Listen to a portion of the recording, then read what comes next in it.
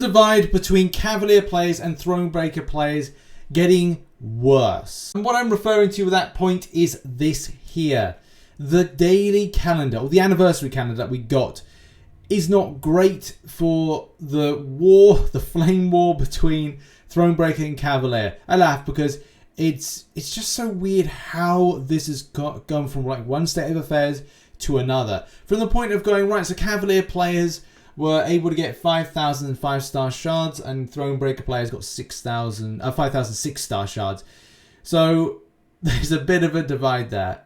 It's a difficult one for Kabam as well, to a degree. And this is the thing. We need to kind of give a bit of background to this. I need to talk about deals. And the deals from July 4th. So if you know, back on July 4th, there was various deals. And why is this important? It's incredibly important. So shout out Dan, Frontline MCOC. I'm using referencing stuff from the deals there. You know, back then there was 6-star shard deals. There was also 5-star shard deals. Two parallel deals running at each individual time. And why was that important? Because there was a discrepancy from those that had very recently become Cavalier. And I'm talking like they just got through it with, say, the right champions or certain 5-stars. Whatever, they've got through it, they got the Cavalier status, and then it's a case to go, oh, well, everything else is now too hard for me to do, or they then can't explore a lot of the content, so then therefore they're doing other stuff. Either way, they've got the Cavalier title, they got it quick, now what? The same thing in parallel to what other Cavaliers had. So they have extensive 5-star rosters, they had maybe 6-star champions with a little bit, they've 100%, they've welled out, maybe they've done Abyss, because that's the other thing. People could have done Abyss. And done Abyss very early on. So say by July 4th, you've done an initial clear of Abyss. I mean, I didn't even do my initial clear to Abyss until last month. So it gives you a little bit of an idea. So there was rank 3 6-stars out there. So appeasing those that had done 100% of everything, or at least done a large chunk of stuff, versus those that recently become Cavalier, does two different types of Cavalier players.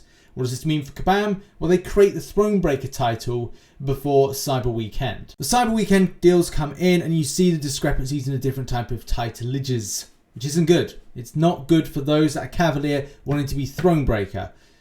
But that's the thing. And the question that we're going to come back to is, what do you classify a point of jump?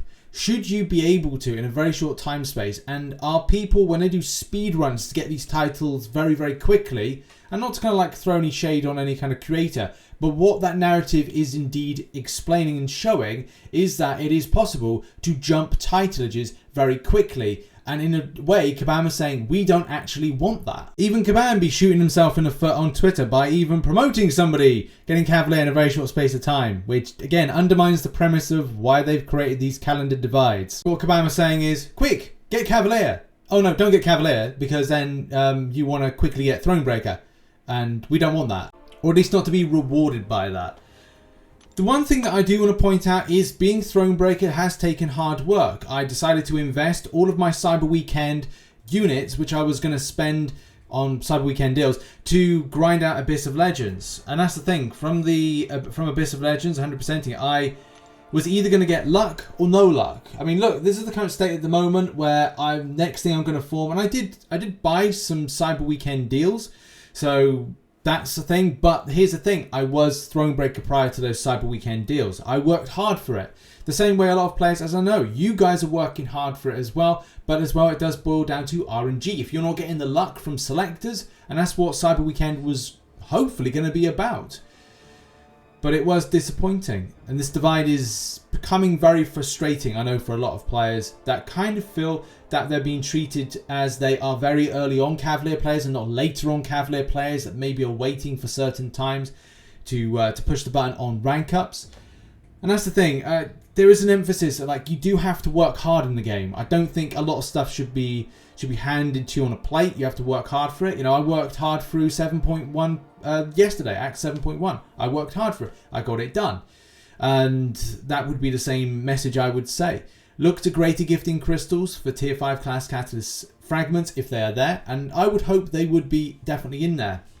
If it's progression based greater gifting crystals, then oh dear lord, no. So the big question is going to be, what do you do next? What do you focus on in order to get yourself Thronebreaker and quickly? And I would say that there's more of an emphasis now, unfortunately, to do it. Well, Abyss of Legends might be around the corner. I've got my initial clear guide coming out in the next week or so. I'm just doing the final edits to it. I can't really give you any kind of overly positive news except for to say, work hard at whatever you keep strong and keep working on it. Kabam aren't going to change their mind, and that's the biggest thing. As the discrepancies will always be there right at this moment, and they were there from July 4th to Cyber Weekend, and they're going to be there for the future. I don't see Kabam changing their mind on this, especially as they had this in mind since July this year. So it's going to be a case that you're going to have to work hard. That's all I can really say. Grind out as much content as possible. If you haven't completed Act 6, I would say go and do an initial clear of Act 6. Also, I would say that if you can do Abyss of Legends, if you don't have the champions, then don't do it. But then as soon as you've done the initial clear of Act 6, go and do Act 7.1. It gives you 25% of the Tier 5 class Catalyst Crystal. And to be honest, that content in 7.1 is so much more fairer, so much more fun than anything in Act 6. So that's why I'd recommend you to go next. As I said, greater gifting crystals is the next thing to see what's in them. And they better not be progress driven by titleage. So yeah, that's really all I can say on the matter. But I do sympathise with you lovely Cavalier players. And you know, just keep at it. That's all I can say. Keep at it. Kabam aren't going to change their mind anytime soon. Keep at it. Keep at the grind. And look, here's the thing. You may not get what you want now, but maybe in about 10 days' time. Variant 6 is coming out. Do an initial clear of that. There may be something good with that. Focus on that stuff. And I wish you all the best. Sorry that it's not great for Cavalier players. Yeah, thoughts in the comment section.